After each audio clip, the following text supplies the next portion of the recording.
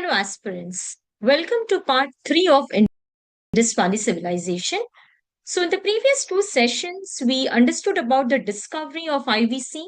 We understood its important sites and important findings. Also, we covered some important characteristic features. Today, we are going to proceed ahead with the remaining features of the IVC. So, let us begin with this session. So, first of all, we are going to talk about the transportation system of the Indus Valley civilization. Okay. Now, archaeologists have discovered many terracotta toy models of bullock carts across the different sites of Indus Valley civilization.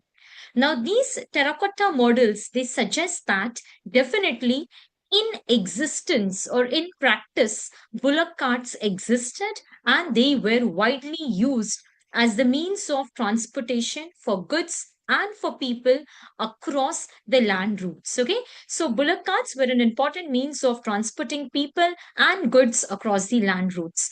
Even the planning, like we know that Harappan cities followed a grid pattern, okay, where the main streets and the subsequent streets intersected each other at 90 degree. Now, even the street corners were rounded off. Okay, so why the street corners were rounded off? In order to ensure or facilitate smooth movement of the bullock carts. Okay, apart from this, Harappans also used riverine routes. We know that Harappan civilization thrived on the banks of river Indus and its tributaries, right? Like the tributaries like Jhelum, Chenab, Ravi, Bia, Satluj. Okay, so these were the crucial tributaries which were used for the riverine routes. Okay, now, so definitely for the riverine routes, what was used? Ships were used. And how can we confirm this? From the discovery of a seal. So there is a seal discovered from the Harappan civilization. This seal has a depiction of ship, and that hints towards the use of ship for the riverine routes.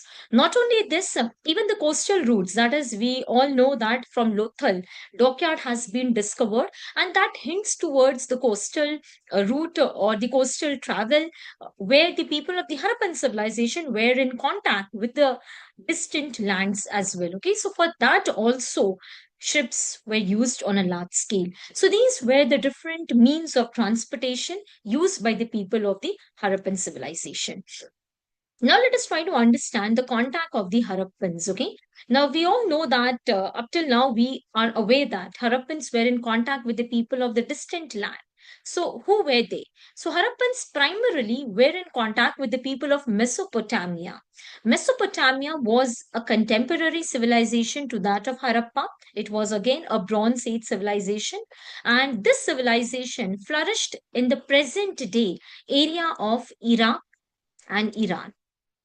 To be precise, it flourished on the banks of two rivers, Euphrates and Tigris. Okay, so Euphrates and Tigris were the two rivers on whose banks this civilization flourished. Okay, so Mesopotamian people and the Harappans were in contact with each other. Can we confirm this? Because Harappan script is not yet decoded, but the script of Mesopotamian civilization is deciphered. So there are inscriptions from this civilization dating to around 3000 BCE, which hints towards a contact of Harappan people and the people of Mesopotamia. So there are inscriptions dating from around 3000 BCE. Okay. And it mentions that the people of Mesopotamia were in contact with the people of Meluha. Now, what is this Meluha? So, archaeologists they say that, or the historians they predict that Meluha was probably an ancient name for Harappa. See, Harappa was a name given by Indians, Indian historians, archaeologists. Like Dayaram Sahani, he discovered that site, he named it as Harappa. But originally, what those people referred to this land, we are not aware. So Mesopotamians probably referred to this land as the land of Meluha. Okay. And also in that inscriptions, it is mentioned that there were two intermediate trading stations between Mesopotamia and Meluha.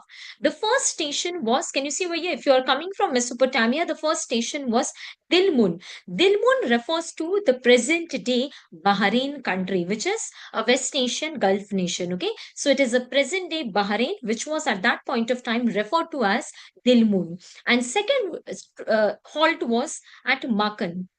Makan refers to the Makaran coast, okay, present day Makaran coast. Probably at that time it was referred to as Makan. So these were intermediate trading stations where the people could halt, uh, take rest, okay, recharge themselves, and then proceed ahead in their journey. Fine. So in this way, from Mesopotamia, they contacted the people. They came to Harappa and traded with the people of Harappan civilization.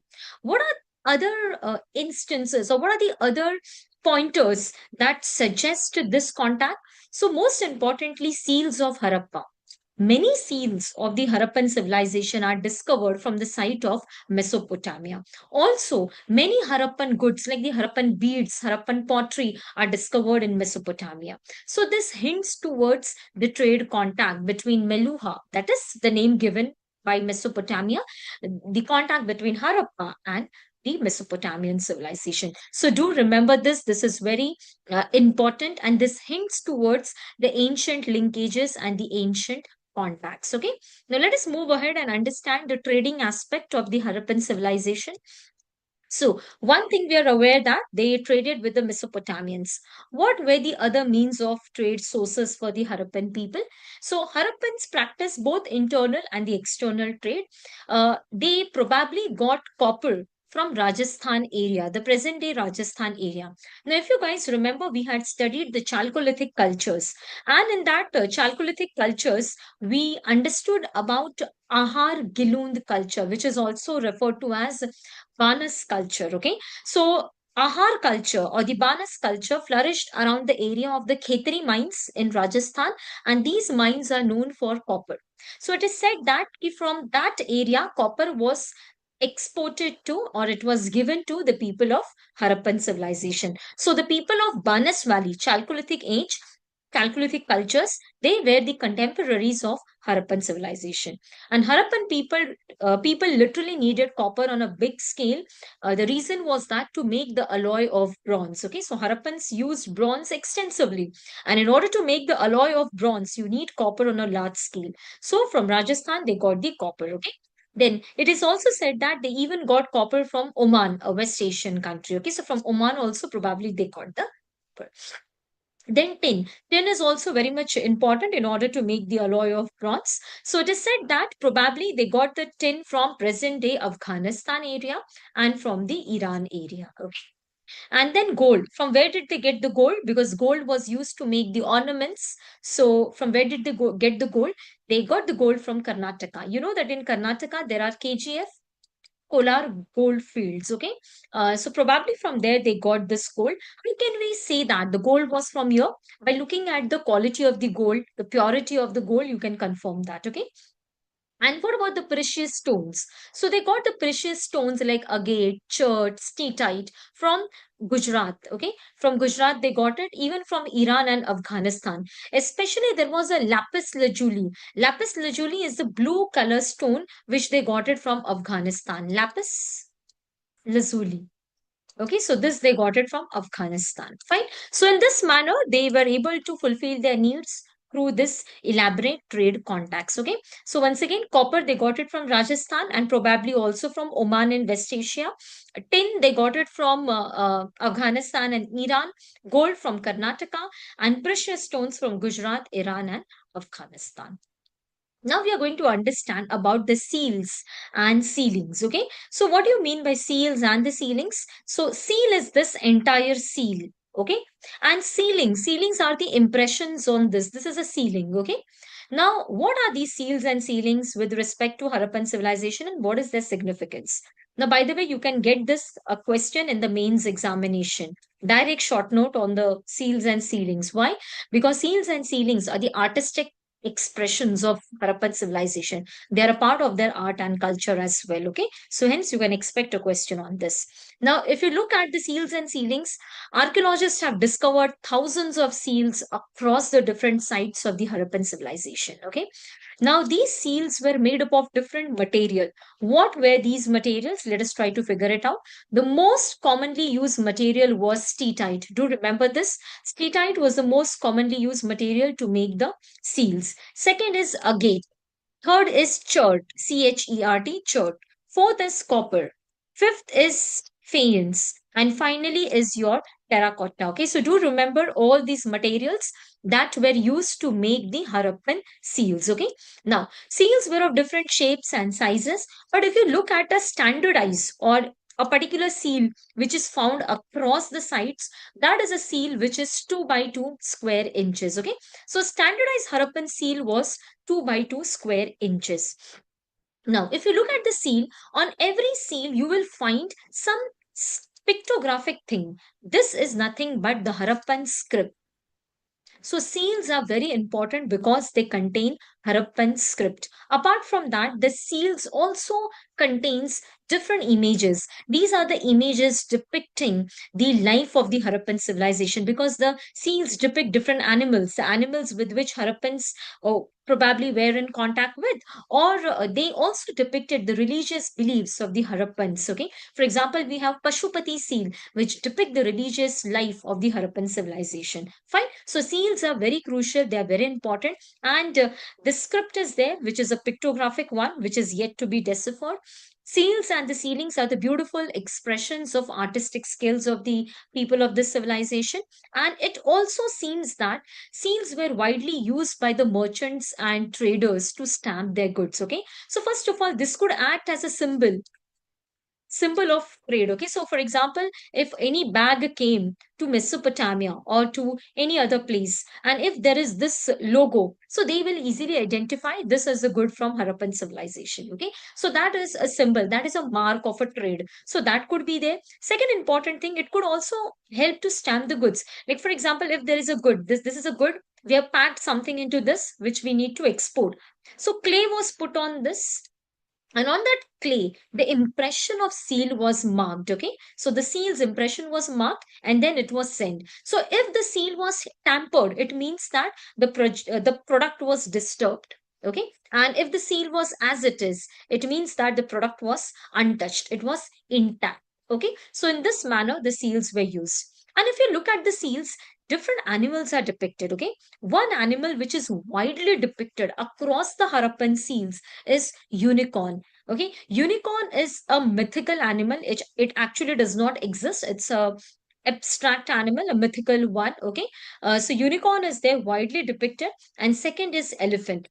Elephant is also widely depicted. Okay, so this hints what, once upon a time that entire area was an evergreen area where elephants thrived. Okay, apart from that, we also find animals like rhinoceros is there, Indian bull is there, tiger is there, elephant we have already discussed, bison is there, goats are there, buffalo. All these animals are depicted on the Harappan seals. Okay, but one animal which is absent from the Harappan seals. Can you guess it? And by the way, this was a PYQ. Okay, so that animal is cow. UPSC had given a question where they had given the list of animals, and the question was that among, and one of the option was cow, and the other animals were there, elephant, tiger. Okay, and the question was that which of the following animal was not depicted on any of the Harappan seals? Answer is cow. You do not find cow on any of the Harappan seals. Okay, cow worship actually began in India from the Vedic period onwards. Okay, so I hope the importance of seals is clear. Now let us try to understand about the script, because script is widely depicted on the seal. So seal is the primary thing where we get the Harappan script. Okay. Now if you look at the Harappan script, it is pictographic. There are big symbols, logos type. Okay, so it is a pictographic one. We all know that it is undeciphered. Some people claim that we have discovered the Harappan script, but until and unless it is not official from the government of India or from the Archaeological Survey of India, do not acknowledge the information. Okay, and depending upon that information, do not write your answers in the examination. Okay, your answers should be based on the authenticate sources only. Fine. Now, from this thousands of Harappan seals, archaeologists have identified literally 400 to 600 symbols, and all these symbols, can you see where these symbols are the pictographic in nature? But what does it mean? What is the significance of that symbol? That is not yet understood. Okay, and if you look an average inscription, it contains 5 to 6 symbols. Okay, so on an average you will get 5 to 7 symbols in each seal, okay, in each inscription, you can say. Only there is one inscription which contains 10 signs or symbols that was discovered from Dholavira, which we have discussed. Dholavira signboard, it is called as, okay. So Dholavira signboard is very famous because it contains a big, like this signboard, and there are 10 symbols of the Harappan script, okay. Now, Harappan script is considered to be like whatever studies that have been done, it reveals that it used Bosto-Frieden's pattern, Bosto-Frieden's style. Now, what is the meaning of this? So basically, the one line was written from right to left, like this, right to left. The second line was written from left to right. Third line, again right to left. Fourth line, again left to right. So this continues. Okay, it is said that. Okay, so that is called as the Boostro-Friedan pattern. Okay, so usually these many lines were not there. You will get two lines, for example, like this, two lines. So one line was like this and second line was like this. So first was, it was written in this direction, second in this direction. This pattern is called as Boostro-Friedan pattern. Archaeologists say that this pattern was probably used by the Harappans. Okay. Now we are going to understand a seal which depicts the religious belief of Harappan people, and that was the seal of Pashupati Mahadev. Okay, so basically, this seal, it is a steatite seal made up of steatite, and this was discovered from the site of Mohenjo-daro. So please remember, from where was this Pashupati seal discovered? This was discovered from the site of Mohenjo-daro. Okay, now if you look at this seal clearly, I'll just minimize my image. Okay, this is the limit. Fine. So if you look at this seal, you can see over here there's a human figure. He's in a seated posture. Can you see over here? It's a seated posture, probably a Padmasan, and he is in a yogic posture. There is a headdress, okay, like this. Something he's wearing, horn headdress is there, and many animals are surrounding him. So which are these animals? By the way, this was a PYQ. Animals surrounding Pashupati seal. Okay, so the animals, you can remember it. BTER. B for buffalo. Okay. Uh, T for tiger. So there's a tiger. E for elephant.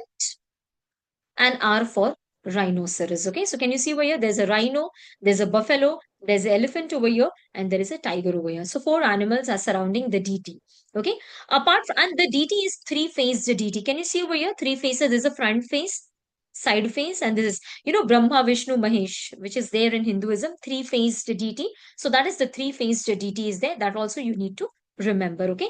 Apart from that, at the bottom, okay, towards the leg posture of the deity, there are antelopes. Okay, antelopes are deers. Okay, so there are two deers, or you can say a pair of deer is there. Fine. So, Sir John Marshall, when he was studying the seal, he said that this hints towards Pashupati. Pashupati, lord of animals. And we all know that Shiva is regarded as a Pashupati Nath. There's a big temple in Nepal, Pashupati Nath temple, okay? And this also hints towards probably worship of Shiva in the Indus Valley civilization, or a precursor of Shiva. So this is a very important seal which hints towards the religious beliefs of the Indus Valley civilization. There is one more seal in which people tree is depicted. Okay, there's one more seal on which there is a people tree, and it is shown that animals and humans are bowing in front of that people tree. And if you guys know that today also in Hinduism, people tree is revered. It is considered to be sacred. We offer water to the people thread. Even we tie thread to the people tree. It is considered to be auspicious. So even that was worshipped across the Indus Valley civilization. Okay, so please remember Pashupati seal, and remember there was one more seal which depicted the worship of a people tree, which is today also followed in Hinduism. Okay, then now we are going to understand the different sculptures that were discovered from the Harappan civilization. Sculptures are a part of art and culture of the Indus Valley civilization.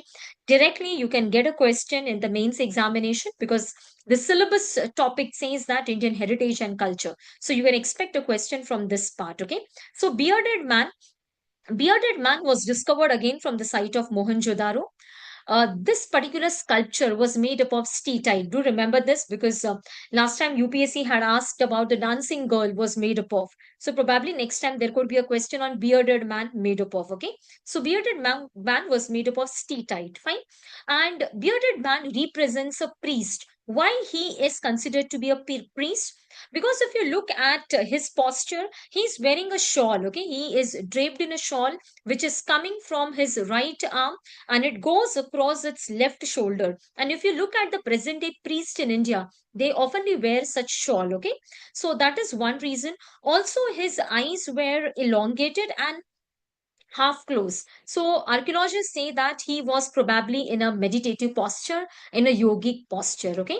Next important thing, on this shawl, you can see this pattern. This pattern, this one, this is called as a trefoil pattern. So please remember this. The shawl is decorated with a trefoil pattern. And this shawl also hints towards the manufacturing of cloth.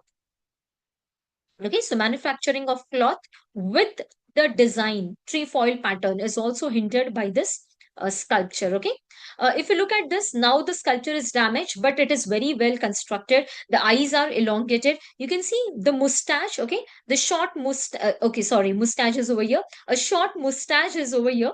Okay, and this is the beard. Okay, not to disturb the image, I have a habit to draw. Okay, I'll erase it. Okay, fine. So there is a beard, there is a mustache, there is a beard. Can you see over here something like over here, bone over here?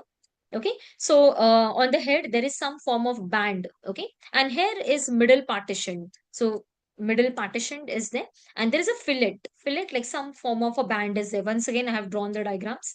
I'll clear it. Okay, fine, just a second. And also there is an armlet worn by him. Okay, so here is the armlet. Can you see? Okay, so some form of armlet basically we like it is being worn to ward off evil spirit. Okay, so on the left shoulder there is an armlet. Okay, so that is also there. Fine. So all these are the important things which you find from this. Sorry, armlet is on the right hand, not left. This is the right hand. Okay. Fine. So please remember this bearded man, a very important sculpture from the Indus Valley civilization with site Mohenjo-daro, made up of with stone steatite. Okay, and these are the different important attributes. Let us proceed ahead with the next thing. The next is male torso. Now, male torso was discovered from the site of Harappa. And so remember, this is from Harappa, major art discovered from the site of Harappa, made up of red sandstone. And there are sockets. Can you see over here? These are the sockets. So this means that it was attachable and detachable. Okay, so you can attach the head, you can attach the arms, and then you can detach it also. Fine. And legs are broken. Uh, and the figure is very well baked, and the abdomen region and all is very prominent. It's very well baked. Okay, very well carved and finished work. Coming towards the dancing girl, there was a question in 2025 on dancing girl. Dancing Girl statue or the sculpture was discovered from the site of Mohenjo-daro. Dancing Girl was made up of, she was made from a technique. Okay, first of all, she was made up of bronze. So this was a PYQ in 2025. Dancing Girl was made up of which of the following metals? So answer is bronze. Okay, now the technique used to make the dancing girl was the lost to wax technique. This technique is also called as the technique of Sire Pardu. Please remember this technique, Sire Pardu, or the lost wax technique. So what is being done in this technique? So first of all, you have to take a wax. Okay, you have taken a wax, and out of the wax, you are making a model. Okay, on that model, so you have made a dancing girl of a wax. You have shaped that wax and you have made a model. On that wax, you are putting a layer of a mud, and you are baking it in the sun. So now what will happen? That mud will become very solidified, hardened, okay? And then a hole is done.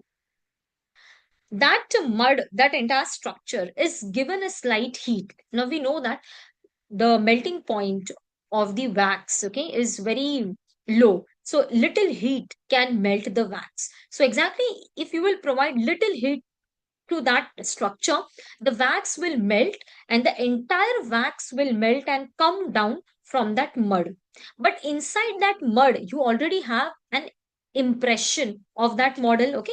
So for example, this is the model you have made. I'm just drawing a rough structure. Like for example, this model you have made, okay, like this. And on this you have applied a mud. So if you have now applied heat to it, so this will all melt and come down. But inside this mud, you will get this impression, the carving you will get. Okay. Now what they used to do in that, from that hole, so the hole was made, right?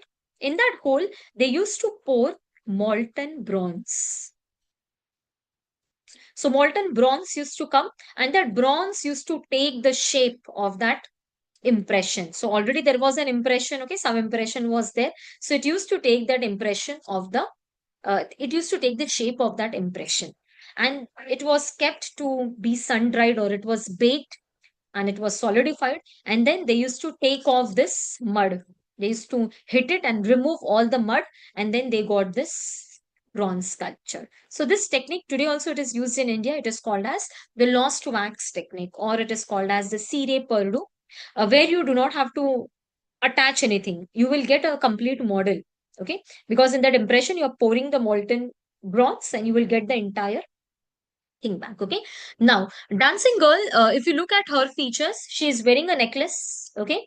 Can you see this hand? It is heavily bangled. One hand is on her hip. Here again, there are bangles. Okay. Her right hand is on her hip, and the left hand is in a dancing posture. Okay. Just a second. Yeah, so this is her right hand. So correct. Right hand is on her hip, and this posture is called as in Hindu, in Indian dances dancing system. This posture is called as Tribhanga. Tribhanga posture of dance, okay, which is very famous in Odissi dance type and all, okay. So where there is a slight bend over here and you're keeping your hand on the hip, okay. Apart from that, her eyes are flattened, okay, large and like elongated ones. Nose is little bit flattened, okay. So these are the important features. And cowrie shell necklace is there, okay. Cowrie shell necklace is there. Uh, Hair is tied in a bun.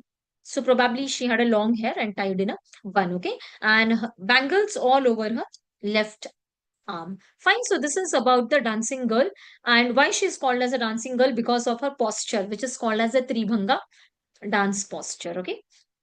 Coming towards the next important, she was also discovered from Mohenjo-daro. Okay. The next is the discovery of Mother Goddess. Now, Mother Goddess's images were found from many sites. This particular image was found from Mohenjo-daro. Okay. So, probably it hints that Mother Goddess was worshipped as a female deity. Pashupati Nath as the male deity, Mother Goddess as the female deity. Okay. And here is a fan shaped headgear, headdress. Okay. Necklaces she is wearing. Okay. And there is one particular Mother Goddess where it is shown that from her womb, okay, from her navel, they have shown plant is coming. Okay, like this plant is coming. So what does this show? This shows that she is a Mother Earth, and this is the sign of fertility. So even that image, that model is also there. Okay, so Mother Goddess is also made up of, she's made up of terracotta, and this model is from uh, Mohenjo-daro. Okay, many such images of mother goddesses have been discovered associated with the fertility cult and worship of a female deity. Fine. Now we are at the last portion of this civilization. So we have covered everything, all the important findings, all the important features. Okay. One thing we need to acknowledge that across this civilization, archaeologists have not discovered any single weapon. Okay. So this hints that Harappan people were peace loving people. We have not found any single weapon, no chariots, nothing. So definitely they were very peace loving people.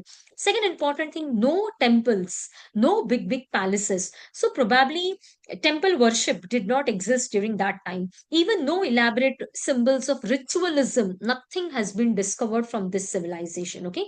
But definitely urban traits are the characteristic or the hallmark feature of this civilization. Okay. Now we are going to understand what happened to the civilization. Why did it decline? What are the reasons for its demise? Okay. Or did it really demise? Let us figure out that. So, first of all, there is a very famous theory given by Sir Mortimer Wheeler, that the theory is of Aryan invasion.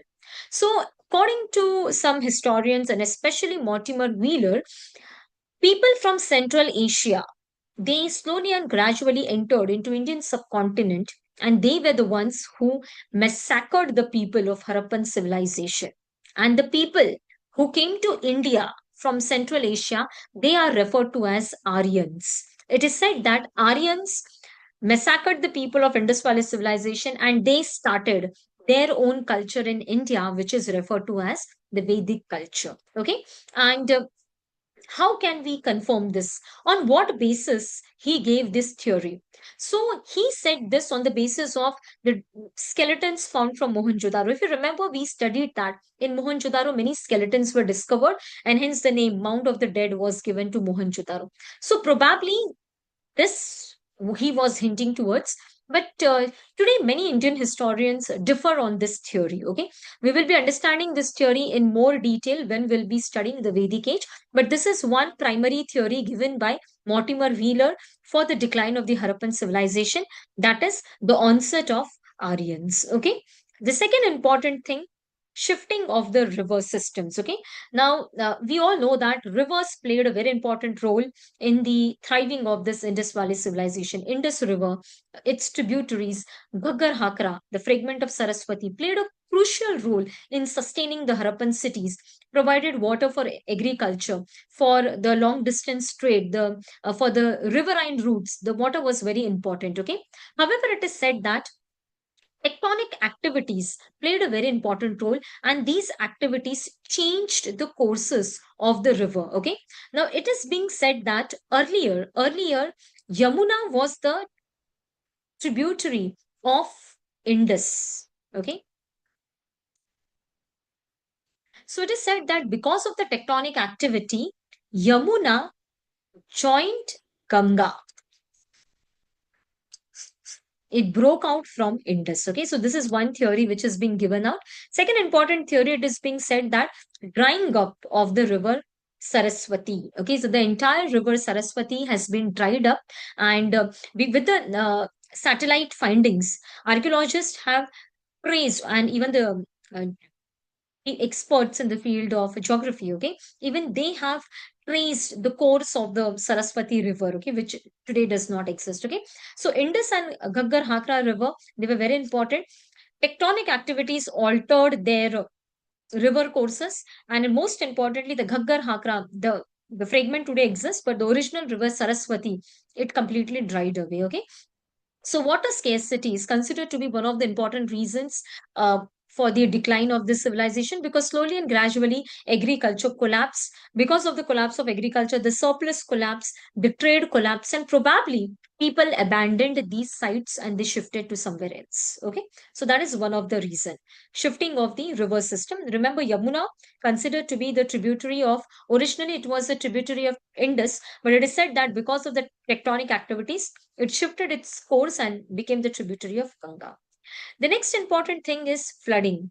Now, it is said that Harappan cities, they were located across the rivers, okay, Indus and its tributaries. And initially, there was too much of heavy monsoon, heavy rainfall was there that resulted into frequent flooding. And this is suggested from the Harappan houses, which have, so after floods, there is a layer of silt being deposited. So in many of these settlements, the layers and layers of silts have been discovered. So periodic flooding may have contributed to the decline of the cities like Mohenjo-daro, where there are also evidences of rebuilding, but people might have been frustrated how frequently you will rebuild your house every year if there is a flood. Okay, so recurring floods could have damaged the infrastructure, the crops, okay, made the land less habitable, and probably because of that people might have abandoned these urban cities and they migrated somewhere else. Okay, the next is climate change. Now, the most importantly, initially around 3000 BCE, okay, this entire place supported luxurious vegetation. It was a period of very good monsoon where there used to be flooding and all, but slowly and gradually it resulted into decline in the monsoon, and that hints towards climate change. And once upon a time, the area which was very luxurious, green, Okay, that became arid and semi-arid. If you look today at Rajasthan area, Punjab area, it's an arid and semi-arid area. So probably slowly and gradually, so earlier there were too many floodings and then reduced rainfall, so that have resulted into droughts impacting agricultural productivity, and that could have led to the abandonment of the site. Okay, finally the last reason is deforestation. Now Harappans used burnt bricks on a very large scale. On each and every architectural building, burnt brick was used, and in order to make the burnt bricks you require many trees to be cut for the wood. Okay, even bronze, in order to make the alloy of bronze, you require to melt copper and tin, you require so much of heat, fire. So probably large scale cutting of trees could have resulted into ecological imbalance, loss of biodiversity, soil erosion, reduced fertility of land, and all this affected the sustainability of the urban life. And probably today historians say that the people of Harappan civilization slowly and gradually abandoned these sites, and they shifted to later areas. They shifted into the Gujarat area, to the UP area, Bihar area. So modern day historians, Indian historians, they discard the Aryan invasion theory, and they said that the people of the Harappan civilization migrated to different areas. Okay, coming towards the last part of this topic, legacy of the Indus Valley civilization. So, though the Indus Valley civilization declined, does it completely disappear? No. Today, also, we inherit the important traits of this civilization. For example, the urban planning.